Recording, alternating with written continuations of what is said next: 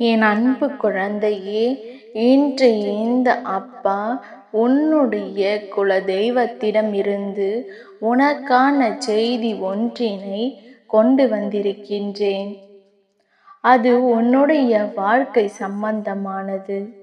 உன் குலதெய்வம் சொன்ன வார்த்தைகள் என்னவென்று நீ கேட்காமல் சென்று விட்டாயானால் நாளை நிச்சயமாக உனக்குத்தான் மிக பெரிய கஷ்டம் வந்துவிடும். உன் குலதெய்வம் இந்த அப்பா என் மூலமாக உன்னிடத்தில் இந்த செய்தியினை கொண்டு வந்து சேர்ப்பதற்கும் ஒரு காரணம் இருக்கின்றது. நான் உன்னுடைய அன்பை பெற்ற உன்னுடைய இஷ்ட தெய்வம் அல்லவா? எனக்கும் உனக்கும் இருக்கின்ற பிணைப்பு எப்பேற்பட்டது என்பது அவர்களுக்கு நன்றாக தெரியும் அல்லவா? நான் உனக்காக செய்கின்ற விஷயங்களையும் அவர்கள் பார்த்து கொண்டிருக்கிறார்கள். நீ என்னிடத்தில் எத்தனை உரிமையாக இருக்கிறாய் என்பதனையும் அவர்கள் கண்டு கொண்டிருக்கிறார்கள். அதனால் இந்த செய்தியை நான் சொன்னால் நன்றாக இருக்கும் என்பதனால் உன் குலதெய்வம் என் மூலமாக உன்னிடத்தில் தெரிவிக்க முடிவெடுத்திருக்கின்றார்கள். இவர்கள் எடுத்த முடிவு சரிதான். ஏனென்றால் நான் நினைத்த சில விஷயங்களையும் சேர்த்துத்தான் அவர்கள் என்னிடத்தில் சொல்லியிருக்கின்றார்கள். அப்படி நான் உன் வாழ்க்கையில் இதனை சேர்க்கும் பொழுது நிச்சயமாக உனக்கென நடந்த ஒவ்வொரு விஷயங்களும் இனிமேல் கொஞ்சம் கொஞ்சமாக உனக்கு வாழ்க்கையில் நல்ல மாற்றங்களை கொண்டு வந்து கொடுக்கும். அப்பாவின் அன்போடும் அருளோடும் உனக்கான நன்மைகளை எல்லாம் நீ சரியாக பெற்றுக்கொள்ள போகிறாய் என்பதனை முதலில் நீ புரிந்து கொண்டால் போதும். என் குழந்தையே, என் மீது நம்பிக்கை கொண்ட உன் குலதெய்வம் இதை சொல்லும் பொழுது அவர்கள் கண்கள் கலங்கித்தான் போனார்கள். ஏனென்று உன் அப்பா நான் தெளிவாக சொல்கின்றேன், நீ கவனமாக கேள். வார்த்தைகளை தெளிவாக கேட்டு பழகு. எந்த ஒரு விஷயத்தையும் அரைகுறையாக கேட்டு நீயாக ஒரு முடிவை எடுத்து விடாதே. ஏனென்றால் அரைகுறையாக கேட்கும் பொழுது அதற்கு முடிவு என்னவென்று தெரியாமல் போய்விடும். அதனால் எதையுமே முழுமையாக கேட்டு என்னவென்று தெரிந்து கொண்ட பிறகுதான் நாம் எந்த ஒரு விஷயத்தையும் செய்ய வேண்டும் என்பதனை நீ புரிந்து கொள். உன் குலதெய்வமானது நீண்ட காலமாகவே உன் வாழ்க்கையில் உனக்குரிய ஒரு பிரச்சனையிலிருந்து உன்னை மீட்டெடுக்க போராடி கொண்டிருக்கின்றது. ஆனால் அந்த போராட்டம் இப்பொழுது முடிவிற்கு வந்துவிட்டது. அதனால் அதை மட்டுமல்ல, உன் வாழ்க்கையிலும் உனக்கு உன் குலதெய்வம் செய்திருக்கின்ற பல நன்மைகளை மட்டுமல்லாமல் வரக்கூடிய சில கஷ்டங்களையும் சேர்த்துத்தான் உனக்கு சொல்லியிருக்கின்றார்கள். அப்படி என்ன நடந்திருக்கின்றது உன் வாழ்க்கையில் என்று நீ யோசிக்கின்றாயா? இந்த தருணத்தில் என் குழந்தையே, உன் அப்பா நான் எப்பொழுதுமே உனக்கு எந்த ஒரு விஷயத்தையும் தேவையில்லாமல் உன் கைகளில் சேர்த்தது கிடையாது. உன் வாழ்க்கைக்கு எது தேவை, உன் எதிர்காலத்திற்கு எது அவசியம் என்பதை புரிந்து கொண்டு அதை மட்டும்தான் நான் உன்னிடத்தில் கொண்டு வந்து சேர்ப்பேன்.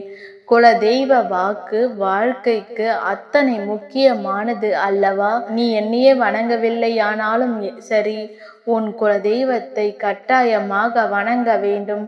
உனக்கு வருகின்ற ஆபத்தில் இருந்து முதலாவதாக எதிர்த்து அதனை மறைத்து நின்று அந்த பிரச்சனையிலிருந்து உனக்கு விடுதலையை கொடுக்க கூடியது உன்னுடைய குலதெய்வம் அல்லவா? அப்பேற்பட்ட குலதெய்வத்திடம் இருந்து உனக்கு ஒரு செய்தி கிடைத்திருக்கிறது என்றால் அதை நான் உன்னிடம் கொண்டு வந்து சேர்க்காமல் விட்டுவிட முடியுமா? என்ன நடந்தது? எதனால் நம் குலதெய்வம் வந்தது என்று யோசிக்கின்றாயா? அப்பா சொல்ல சொல்ல என்னவென்று புரிந்து கொள். என் பிள்ளையே, உன்னுடைய வாழ்க்கையில் சில காலமாக ஒரு சில விஷயங்கள் நடந்து கொண்டிருக்கின்றது. எல்லோருக்குள்ளும் உன் வாழ்க்கையை பற்றிய சிந்தனைகள் தான் ஓடிக்கொண்டிருக்கின்றது. சத்தமிட்டு வாழ்க்கையில் நாம் எந்த ஒரு விஷயத்தையும் பேசியது கிடையாது. ஆனால் இன்று இருக்கின்ற சூழ்நிலையில் யாரிடத்தில் என்ன பேசினாலும் கடைசியில் பதில் என்னவோ நமக்கு கண்ணீர் சிந்தும் வகையில் சத்தத்தோடு தான் வருகின்றது. ஏந்தானோ என்று புரியாமல் அதற்காகவே கண்ணீரை வாழ்க்கையில் அதிகமாக சிந்தியவர்கள் ஏராளம். உன் குல தெய்வம் உன்னுடைய குடும்பத்தில் இருக்கின்ற எத்தனையோ பேரின் மனதில் இருக்கின்ற எண்ணங்களை சுற்றி பார்த்த பொழுதுதான் புரிந்தது, ஒரு சிலர் மட்டும்தான் எப்பொழுதும் போல சாதாரணமாக இருக்கின்றார்கள். ஒரு சிலர் அதைவிட அதிகமான கோபத்தோடு எப்பொழுதுமே வாழ்க்கையை வாழ்ந்து கொண்டிருக்கிறார்கள். என்ன நடந்தாலும் எது வந்தாலும் நாம் தானே வாழ்ந்து காட்டப் போகிறோம் என்ற நம்பிக்கை உனக்குள் இல்லாமல் இருந்து கொண்டிருக்கின்றது. இது போன்ற சூழ்நிலைகளை எல்லாம் கடந்து, இது போன்ற நிலையை எல்லாம் கடந்து உன் குல தெய்வமும் உனக்கு ஒரு சந்தோஷமான செய்தியினையும் கொண்டு வந்திருக்கின்றது.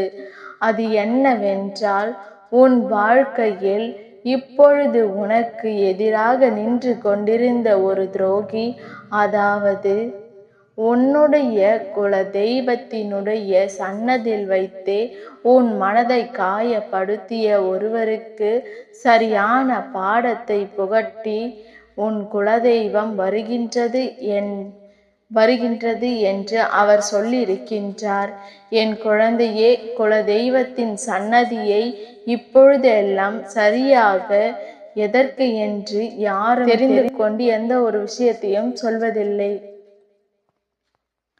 நான் இவர்களை ஒருபொழுதும் அன்போடு ஏற்றுக்கொள்வதில்லை. இவர்கள் நடந்து கொள்கின்ற விதங்கள் எல்லாமுமே ஒரு பொழுதும் என்னால் ஏற்றுக்கொள்ள முடிவதாக இல்லை என்று உன் குலதெய்வம் சொல்லியிருக்கின்றது. என் குழந்தையே, உன் குலதெய்வமானது சற்று சாதாரணமாகவெல்லாம் நினைத்துவிட முடியாது. தன் பிள்ளைகளுக்கு நல்லது நடக்கும் வரை அமைதியாக இருப்பார்கள். ஒரு சிறு துன்பம் வந்து விட்டது என்றால் கூட அவர்கள் பொங்கி எழுந்து விடுவார்கள் என்பது தான் உண்மை. என் பிரியமே, அப்பா சொல்கின்ற வார்த்தைகள் உனக்கு புரிகின்றதா? உன் குலதெய்வம் என்ன சொல்கிறது தெரியுமா? உனக்கு துன்பங்களையும் கஷ்டங்களையும் கொடுக்கின்றவர்களுக்கு உன் குலதெய்வம் தண்டனை கொடுக்க போகிறது. அதுவும் அந்த தண்டனை சாதாரணமான தண்டனையாக இருக்கக்கூடாது. இனி எப்பொழுதுமே நினைக்கும் பொழுது நிச்சயமாக நான் இந்த வாழ்க்கையில் எதையாவது செய்திருக்கிறேன், அதையும் நல்லதாக செய்திருக்கிறோம் என்கின்ற மனநிலையில் நீ இருக்க வேண்டும். யாருக்காகவும் வாழ்க்கையில் எந்த ஒரு சந்தோஷத்தையும் தொலைத்துவிடக்கூடாது. யாரை நினைத்தும் இந்த வாழ்க்கையில் ஒருபோதும் நீ வேதனைப்படக்கூடாது. யாரும் இங்கு உன்னை நினைத்து வருந்தவும் தயாராக இல்லை என்ற பொழுது நீ யாருக்காக வேதனைப்பட்டு கொண்டிருக்கிறாய்? உன் கஷ்டமும் கவலையுமே இங்கு சேர்த்து வைக்க முடியாத அளவிற்கு பெரியதாக இருக்கின்றது. ஆனால் போதும் திறமையாக இருந்த உன்னுடைய வாழ்க்கையில் இப்பொழுது பல கஷ்டங்களே என்று சொல்லி வருத்தப்பட்டதும் ஒரு காரணம். இதையெல்லாமும் தாண்டி என்ன நடக்கிறது என்பதனை சற்று அதிகமாக நீ யோசிக்கத்தான் வேண்டும். எப்பொழுதுமே தெய்வம் நமக்கு காவலாக இருக்குமா என்று யோசித்தோமானால் நிச்சயமாக நிற்கும். யார் உன்னை கைவிட்டாலும் உன் குலதெய்வம் உன்னை கைவிடுவது கிடையாது. நீயே போ என்றாலும் உன்னை கைவிட மாட்டார்கள் என்பதை புரிந்து கொண்டால் போதும். உன்னுடைய குலதெய்வம் எப்பொழுதும் உனக்காக நிற்கின்றது. உன்னுடைய குலதெய்வம் உன் வாழ்க்கையில் உனக்கான அத்தனை நன்மைகளையும் தருகின்றது. உனக்கு என்ன வேண்டும் என்று நீ கேட்பதற்கு முன்பாகவே உனக்கு செய்வதற்கு ஓடோடி வந்து விடுகிறார்கள். அப்படி இருக்கும் பொழுது அவர்களை அவ்வப்பொழுது மறப்பதற்கே என்ன காரணம்? ஏதேனும் ஒரு சிறு பிரச்சனை வந்துவிட்டால் உடனே அவர்களை சென்று காண்பதை நிறுத்திவிடுகின்றாய். முன்பெல்லாம் வாழ்க்கையில் சந்தோஷம் வந்தாலும் கஷ்டம் வந்தாலும் முதலில் குலதெய்வத்தை காண ஓடோடு செல்வாய். இப்பொழுது யாருமே அதை செய்வதில்லை. உன் குலதெய்வம் தன்னை தேடி வரச் சொல்கின்றார்கள். குலதெய்வத்தை தேடி செல்ல வேண்டுமாம். இப்போது அவர்களுக்கு உன்னை காண வேண்டுமாம்.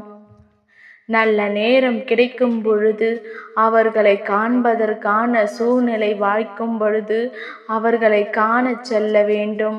அப்படி இல்லை என்றாலும் இருக்கின்ற இடத்திலாவது அவர்களை நினைத்து கொண்டிருந்தால் அவர்கள் பெரும் மகிழ்ச்சி அடைவதாக சொல்கிறார்கள். உனக்காக ஒவ்வொரு நாளும் உன் வாழ்க்கையில் நடக்கின்ற எத்தனையோ தீய கஷ்டங்களில் இருந்து உன்னை நான் காத்திருக்கின்றேன் என்பதனை நீ மறந்து விடாதே என்றும் உன் குலதெய்வம் சொன்னது. என் குழந்தையே, அப்பா சொல்கின்ற வார்த்தைகள் உனக்கு புரிகின்றதா?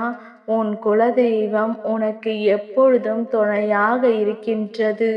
உன் வாழ்க்கையில் இருக்கின்ற துன்பங்கள் கஷ்டங்கள் எல்லாவற்றையும் உனக்கு உடனிருந்து செய்து கொடுக்க உன் குலதெய்வம் துணையாக இருக்கின்றது. அதே நேரத்தில் அவர்களுக்கு உன்னை காண வேண்டும் என்ற எண்ணமும் வந்து விட்டதால் அதை உன்னிடத்தில் சொல்லிவிட என்னிடத்தில் சொல்லியிருக்கின்றார்கள். ஒரு முறை அவர்களை கண்டு விட்டு வா. உன்னுடைய வாழ்க்கையையே மீண்டும் உன் கைகளில் ஒப்படைப்பதாக அவர்கள் வாக்குறுதி அளித்திருக்கிறார்கள். நிச்சயமாக உன் வாழ்க்கையில் அதனை நடத்திவிடவும் போகிறார்கள். எதற்கும் கலங்காமல் உன் மீது இத்தனை அன்பு வைத்திருக்கின்ற இந்த குலதெய்வத்தின் வார்த்தைகளை கேட்டு எந்த காரியத்திற்கும் பயப்படாமல் எப்பொழுதும் நல்லபடியாக முன்னேறி கொண்டே இரு. உனக்கு நடப்பது எல்லாம் நன்மைக்குத்தான். இந்த வாழ்க்கை உனக்கு கொடுப்பதை எல்லாம் உன்னுடைய உச்சக்கட்ட சந்தோஷத்திற்கு. மன நிறைவான வாழ்க்கை எல்லாமும் உனக்கு நல்லபடியாக நடக்கும் என்பதனை நீ புரிந்து கொண்டால் போதும். இனி அத்தனையும் உன் வசமாக்கி கொடுப்பதாக உன் குலதெய்வம் உத்தரவாதம் கொடுத்திருக்கின்றார்கள். உன் அப்பாவும் உன் குலதெய்வமும் உனக்கு என்றும் துணை இருப்போம். நல்லதையே நடத்தி கொடுப்போம்.